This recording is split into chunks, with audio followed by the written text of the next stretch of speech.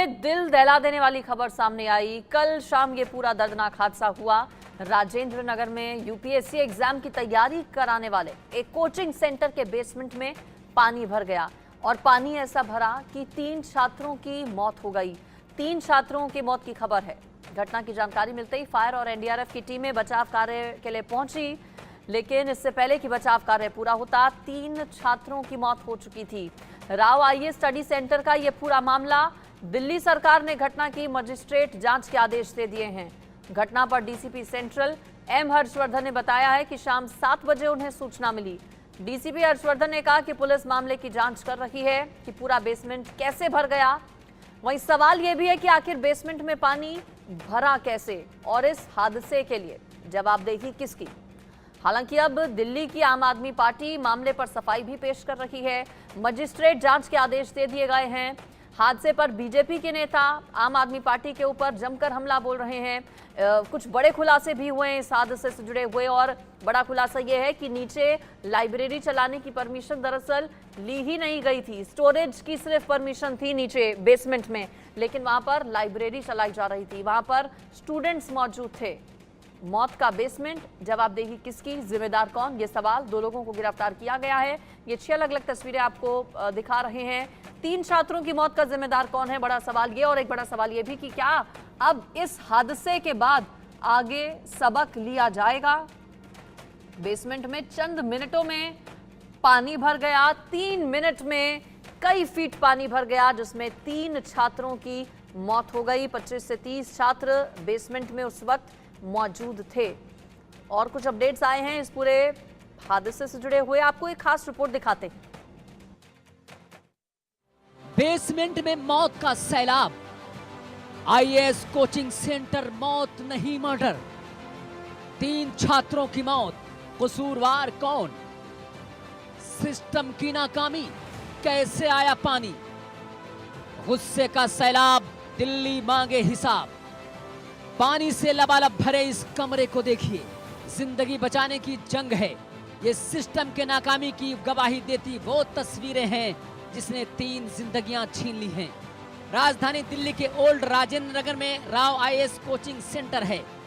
यहाँ हर रोज की तरह बच्चे देश के भविष्य की तकदीर गढ़ने की कोशिश करने आए थे, लेकिन शनिवार की शाम 7 बजे अचानक जल विस्फोट हुआ। देखते ही देखते कोचिंग सेंटर के बेसमेंट में पानी भरना शुरू हुआ। आज करीब 7 बजे शाम को हमें इंफॉर्मेशन मिली कि राजेंद्र नगर एरिया में एक यूपीएससी कोचिंग इंस्टीट्यूट है, जिसका बेसमेंट पूरी तरह फ्लड हो चुका है एंड ये पॉसिबिलिटी है कि इसमें कुछ लोग ट्रैप हो रखे हों। We are investigating the matter कि exactly how that entire basement got flooded, but it appears that the basement got flooded very fast, due to which some people got trapped inside that basement. इसको immediately हमने सारे जो search and rescue operation शुरू करने थे वो कार्रवाई शुरू कर दिया। दिल्ली फायर सर्विस और एनडीआरएफ के सर्च एंड रेस्क्यू टीम्स यहाँ पे मौजूद हैं और यहाँ पे अभी सर्च ऑपरेशन और रेस्क्यू ऑपरेशन जारी है। अभी तक एक फीमेल डेड बॉडी मिला है और अभी ये रेस्क्यू ऑपरेशन जारी है। रेस्क्यू शुरू हुआ तो प्रशासन से लेकर दिल्ली सरकार के नुमाइंदे तक पहुंचे। बेसमेंट में घुसे पानी को मशीनों के जरिए निकालना शुरू हुआ, लेकिन बेसमेंट में फंसे 3 छात्रों की मौत हो गई, जिसमें 2 छात्राएं थीं। दिल्ली का कोचिंग सेंटर मौत का दरिया कैसे बन गया? कोचिंग सेंटर के बेसमेंट में सैलाब की असली वजह क्या है? ये सवाल हर जगह उठ रहे हैं। शनिवार की शाम 7 बजे कोचिंग सेंटर में पानी भरने की जानकारी प्रशासन को मिली। बेसमेंट में करीब 12 फीट पानी भरा हुआ था, जिसे निकालने में प्रशासन की सांसें फूल गईं। ये कॉल कल जो थी 7 बजे करीब 10-12 मिनट पे आई थी और ये बताया गया था बेसमेंट में कुछ बच्चे फंस गए हैं। ये करोल बाग एरिया है। हमने पहले 4 गाड़ी भेजी थी, फिर एक गाड़ी बाद में और भेजी गई। टोटल 5 गाड़ी हमने वहाँ भेजी थी। जब हम लोग गए तो पूरा बेसमेंट पानी से भरा था और आप ये मानिए कि सड़क और बेसमेंट का लेवल पानी की वजह से एक ही हो चुका था। मतलब जितना पानी बेसमेंट भर के बाहर आके सड़क के बराबर हो गया था।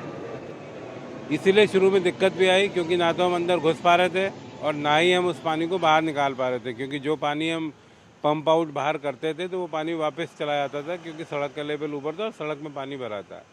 जैसे जैसे पानी धीरे धीरे कम हुआ उसके बाद हमने बेसमेंट का पानी निकाला और फिर जो है बच्चों को रेस्क्यू किया गया। अनफॉर्चुनेटली हम बच्चों को बचा नहीं पाए और इसीलिए टाइम भी काफ़ी लग गया क्योंकि पानी basement was full of water, उसमें बहुत ज़्यादा पानी था और करीब 12 फीट का बेसमेंट था और ये बेसमेंट काफ़ी बड़ा भी था, तो इस वजह से इसमें इतना टाइम लगा। बताया जा रहा है कि जब रेस्क्यू शुरू हुआ तो रोड पर पानी भरा हुआ था, जिससे बेसमेंट में भरे पानी को निकालने में चुनौतियों का सामना करना पड़ा। अभी एनडीआरएफ की जो डाइवर्स की टीम है, टोटल अब तक 3 bodies have been recovered, 2 female bodies and 1 male body. उनको फर्दर लीगल एक्शन के लिए हमने पोस्टमार्टम एग्जामिनेशन के लिए भेज दिया है। यहाँ पे कंटिन्यूसली वाटर को पंप आउट करने की काम जारी है। अभी एक फाइनल राउंड ऑफ सर्च बाकी है। काफी हद तक सर्च एंड रेस्क्यू ऑपरेशन काफी हद तक कंक्लूजन की तरफ चल पड़ा है और जो लास्ट एक मैनुअल सर्च एक होना है, एक लास्ट राउंड सर्च होना है, वो अभी कुछ देर में शुरू होगा जब थोड़ा और पानी पंप आउट हो जाएगा। जो कुछ स्टूडेंट्स यहाँ पे फंसे हुए थे उनको हमने रेस्क्यू भी किया है। 3 students have been sent to hospital, they are fine. उनको मेडिकल एग्जामिनेशन के लिए हॉस्पिटल भेजा है। कि जो कुछ यहाँ पे काम करने वाले टीचर वगैरह टाइप के थे जिनको भी रेस्क्यू किया गया था, उनको भी हमने मेडिकल एग्जामिनेशन के लिए भेजा है। बेसमेंट में पानी को लेकर सीवरेज टूटने की वजह भी बताई जा रही है, लेकिन सच्चाई क्या है ये जांच का विषय है। सवाल है कि क्या छात्रों के फंसे होने के बावजूद राहत बचाव कार्य में देरी हुई है। कल शाम को ओल्ड राजेंद्र नगर से एक बेसमेंट में पानी भर जाने की खबर आई थी, जिसको मिलते ही search and rescue operation launch किया गया था, जिसमें दिल्ली पुलिस के अलावा दिल्ली फायर सर्विस और एनडीआरएफ के पर्सनल भी शामिल थे। यह सर्च एंड रेस्क्यू ऑपरेशन खत्म होने के बाद बेसमेंट से टोटल 3 बॉडी मिले, उनकी पहचान कर ली गई है और उनके परिवारजनों को हमने सूचना दे दिया है। उनकी पहचान हुई है इस प्रकार: श्रेया यादव जो कि अंबेडकर नगर यूपी की रहने वाली थी, तानिया सोनी जिनका परमानेंट एड्रेस तेलंगाना का था, और नेविन डेल्विन जो एर्नाकुलम केरला के रहने वाले थे। देश की राजधानी दिल्ली की ऐसी हालत का कसूरवार आखिर कौन है? दिल्ली को हर साल दरिया बनाने वाला सिस्टम कब जागेगा? ओल्ड राजेंद्र नगर में जो हादसा हुआ उसका सीधा जिम्मेदार प्रशासन है और नियमों को ठेंगे पर रखने वाले कोचिंग सेंटर संचालक भी हैं, क्योंकि राव सेंटर की बेसमेंट में लाइब्रेरी चलाई जा रही थी। कोचिंग सेंटर में एक ही रास्ता है, बेसमेंट में पानी की निकासी की व्यवस्था नहीं है। 3 छात्रों की मौत पर जो सवाल प्रशासन पर उठ रहे हैं, वही सवाल राजनीतिक पार्टियों से भी हैं, क्योंकि दिल्ली की सरकार ने हादसे की मजिस्ट्रेट जांच के आदेश तो दे दिए हैं, लेकिन राजनीति भी तेज हो गई है। देखिए, ये लो लाइन एरिया है और यहाँ पे पूरा पानी बाहर निकलता है इस लैंड से। यहाँ पे सडनली एक पॉइंट पे ड्रेन या सीवर कुछ तो फ्लैश टूटा है, जिसके कारण पानी सडनली बेसमेंट में गया है और उससे वहाँ पे बच्चे बेसमेंट में थे, जिसके कारण उनको काफ़ी दिक्कत आ रही है। तो अभी तो पुलिस ने हमें कोई आधिकारिक सूचना नहीं दी है, लेकिन सारी टीम लगी हुई है और आशा करते हैं जल्द से जल्द सारी चीज़ें ठीक हो। देखिए, राजनीति करने के लिए कोई कुछ भी कर सकता है, किसी को हम कुछ नहीं कह सकते। बीजेपी को भी बताना चाहिए, भाई 15 साल से उनका काउंसलर था, ड्रेनेज क्यों नहीं बना? 1 साल में तो सारे ड्रेनेज नहीं बन सकते दिल्ली के, लेकिन फिर भी राजनीति करने की कोई जरूरत नहीं है। मेन चीज़ है कि सबसे इम्पोर्टेंट है राजनीति ना हो। अभी जो सबसे महत्वपूर्ण है कि जो भी है उसके बच्चे जल्दी से सेफ हों। होनी चाहिए आतिशी अरविंद केजरीवाल, इनकी सरकार के भ्रष्टाचार की जांच होनी चाहिए। दिल्ली नगर निगम में भ्रष्टाचार की जांच होनी चाहिए कि क्यों नालों की सफाई नहीं हुई, उसकी जांच करवाएंगे। ये चोरी ये कर रहे हैं, भ्रष्टाचार ये कर रहे हैं, नालों की सफाई ये नहीं कर रहे। दिल्ली की जनता को मरने के लिए छोड़ दिया। छोटे छोटे बच्चे बिजली के करंट और पानी के जल भराव के कारण जा रहे हैं। कितने घरों का ये नुकसान कर रहे हैं, इनको अंदाजा ही नहीं है कि दिल्ली को बर्बाद करके रख दिया इन्होंने। जांच करेंगे ये लोग। बेहतर होता कि एक दूसरे पर आरोप लगाने के बजाय दिल्ली की दशा को सुधारने को लेकर कोई ऐसी फिक्र दिखाई जाती। ये बच्चे यहाँ पर अपना भविष्य संवारने आई थे, लेकिन माननीय विधायक दुर्गेश पाठक जी ने और माननीय मुख्यमंत्री अरविंद केजरीवाल जी की निकम्मी सरकार ने एक गुहार नहीं सुनी स्थानीय लोगों की। बार बार पिछले एक सप्ताह से माननीय विधायक दुर्गेश पाठक जी को बोला जा रहा था कि नाले की डिसिल्टिंग करवा दीजिए, नाले की सफाई करवा दीजिए। आपके पीछे आप ही देख लीजिए, अभी भी 2.5 फुट पानी सड़क पर है। यही पूरा का पूरा पानी जाकर बेसमेंट में फिल हो गया है। आप जानते हैं डाइवर्स की जरूरत पड़ी है तो आप खुद समझ सकते हैं कि कितनी गंभीर हालत है वहां पर। कह रहे पूरा का पूरा फर्नीचर तैर रहा है, ऊपर तक बेसमेंट जलमग्न है और बच्चों की डेथ हुई है इलेक्ट्रोक्यूशन के कारण। इस मृत्यु के पूरी तरह जिम्मेदार माननीय मुख्यमंत्री अरविंद केजरीवाल जी और माननीय विधायक दुर्गेश पाठक जी हैं। हादसा, मौत, सवाल और बवाल जारी है। दिल्ली में भारी बारिश के बाद मौत का सैलाब आ जाएगा, किसी को अंदाजा तक नहीं था।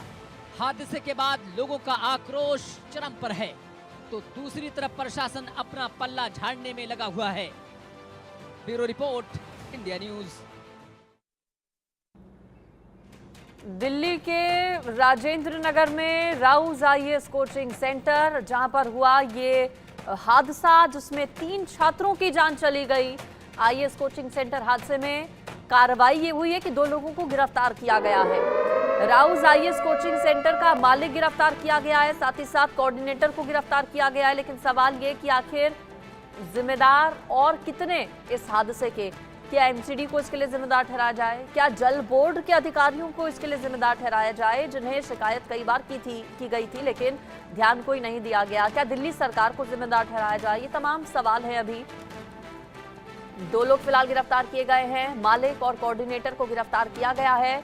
दरअसल लापरवाही से जुड़ा भी ये पूरा मामला नजर आता है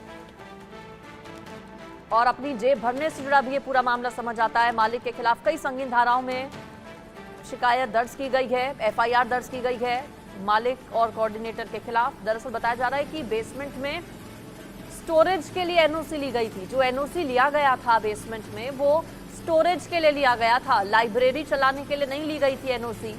लाइब्रेरी लेकिन चलाई जा रही थी बेसमेंट में।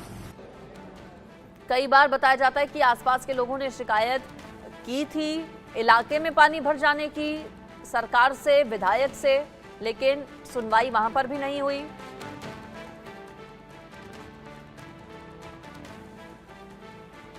यहाँ पर अपना भविष्य संवारने आई थी, लेकिन माननीय विधायक दुर्गेश पाठक जी ने और माननीय मुख्यमंत्री अरविंद केजरीवाल जी की निकम्मी सरकार ने एक गुहार नहीं सुनी स्थानीय लोगों की।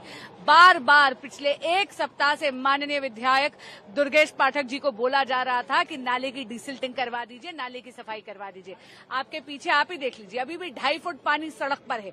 यही पूरा का पूरा पानी जाकर बेसमेंट में फिल हो गया है। आप जानते हैं डाइवर्स की जरूरत पड़ी है तो आप खुद समझ सकते हैं कि कितनी गंभीर हालत है वहां पर। कह रहे पूरा का पूरा फर्नीचर तैर रहा है, ऊपर तक बेसमेंट जलमग्न है और बच्चों की डेथ हुई है इलेक्ट्रोक्यूशन के कारण। इस मृत्यु के पूरी तरह जिम्मेदार माननीय मुख्यमंत्री अरविंद केजरीवाल जी और माननीय विधायक दुर्गेश पाठक जी हैं। राजेंद्र नगर में जो कल हुआ ये हादसा नहीं, हत्या है। देश के युवा दिल्ली में आते हैं अपना भविष्य बनाने, लेकिन भ्रष्टाचार की भेंट चढ़ गई। कोई जवाब देने को तैयार नहीं है। कैसे बेसमेंट में लाइब्रेरी चल रही थी। मुखर्जी नगर में पिछले दिनों जो हादसा हुआ था जिसमें कई बच्चों की जान फंस गई थी, तब दिल्ली सरकार ने बड़ा जोर शोर से इंक्वायरी का मामला शुरू किया था। दिल्ली फायर सर्विसेज भी शोर मचा रही थी कि हम हर बिल्डिंग की जांच करेंगे। दिल्ली नगर निगम भी बिल्डिंगों की जांच कर रहा था। क्या वो उस जांच का? क्यों इन बिल्डिंगों को रोका नहीं गया? कैसे यहाँ अवैध लाइब्रेरी चल रही थी? किसने दी थी एनओसी? है किसी के पास जवाब?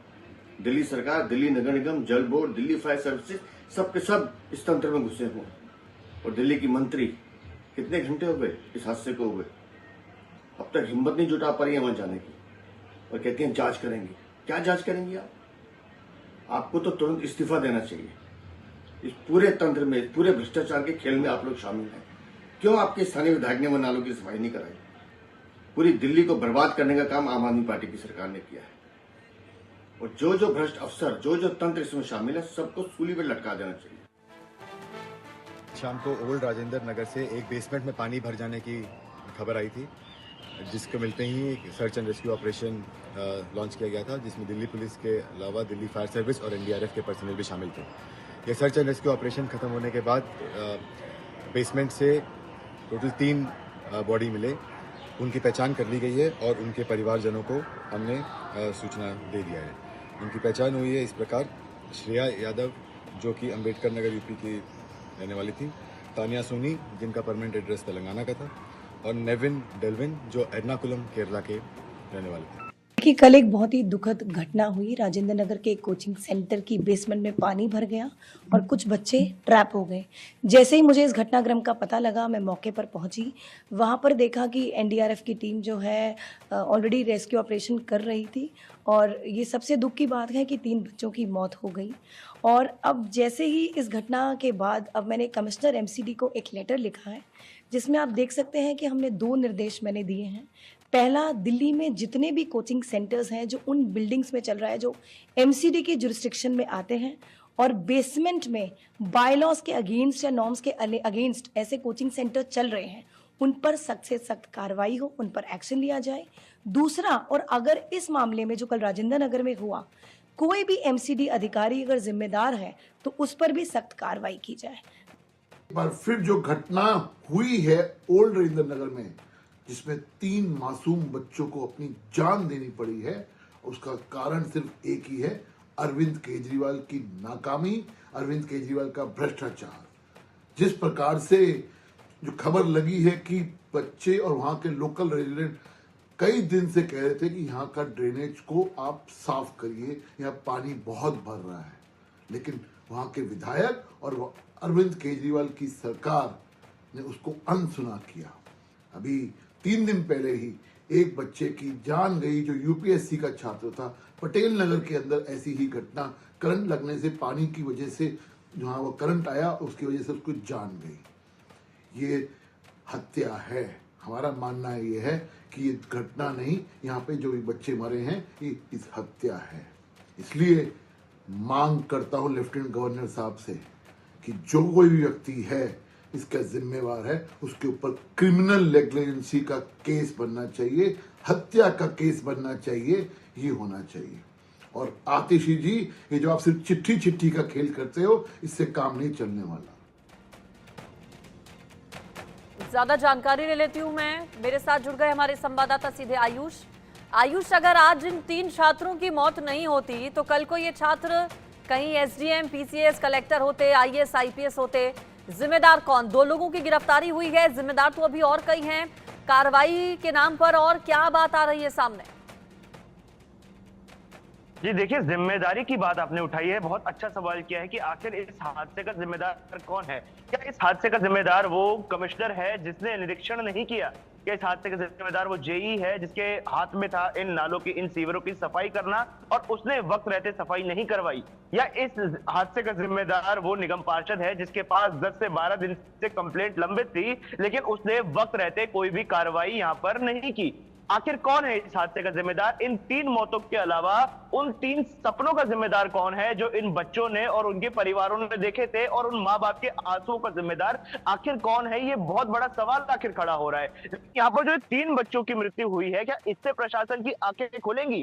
क्योंकि राव कोचिंग स्टडी सेंटर वहां पर अकेला नहीं था, पूरी कतार है वहां पर कोचिंग सेंटर्स की जिन्होंने बेसमेंट में लाइब्रेरी बनाई हुई है। जब बच्चों से बात की तो बच्चों के मन में डर था कि जिस प्रकार से राव कोचिंग सेंटर में यह हादसा हुआ, ऐसा अगर उनके कोचिंग सेंटर में उनके साथ हो जाता तो आखिर वो लोग क्या करते?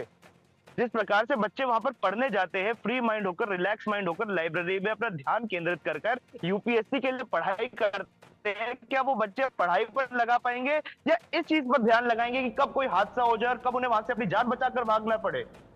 इस हादसे के बाद भी प्रशासन की नींद टूटेगी, ये सबसे बड़ा सवाल है। और जब तक कार्रवाई नहीं हो जाती, जैसे आतिशी ने कहा था कि मजिस्ट्रियल इंक्वायरी हो, गिरफ्तारी जिम्मेदार तो कई हैं, जिम्मेदार तो कई हैं इस हादसे के, लेकिन गिरफ्तारी हुई भी है मालिक की, कोचिंग सेंटर के कोऑर्डिनेटर की।